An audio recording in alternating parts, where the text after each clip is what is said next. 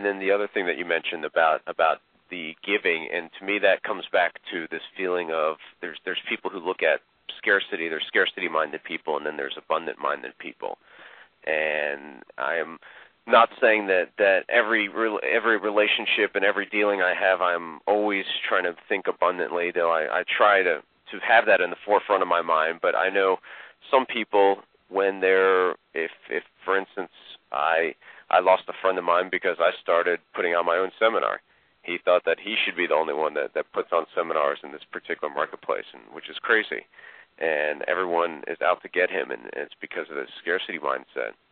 And his business keeps slowing down and keeps getting smaller. And for me, the abundance mindset is hopefully that if I can give more and more as far as even the charitable contributions, then I will get back more and more in return just from the natural law of money. It is a natural law. It is a law which is a very difficult one for us to accept. In fact, I have told you about my old friend Foster Hibbert, who was an associate of Napoleon Hill. Right. And he believed so much in that and lived it in his life and proved it.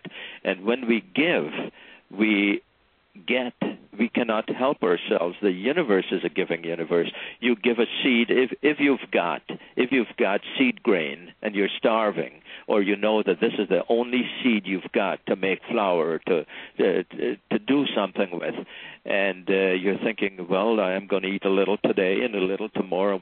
If you take the seed grain and you give it away to the ground, and you make sure it's watered properly, after a while, you will have so much grain that you can make all the bread you want. And so you are naturally fulfilling the law of giving and receiving. And in every ancient text, it talks about it. But it's not an intuitive law, because we feel that if we give, we will have less.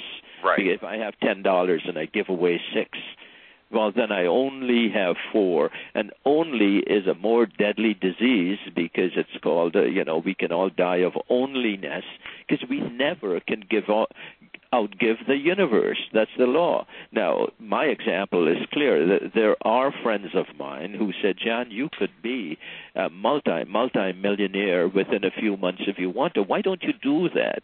And I said, I would like to, but I find what I'm doing more interesting. I'd like to just make a few $100,000 a year, live comfortably, and write some books and talk to people, and maybe do nothing. I just want to have the choice to do nothing if I want to, or maybe go on another trip, or do just bloody well whatever I want to do compared to the early days.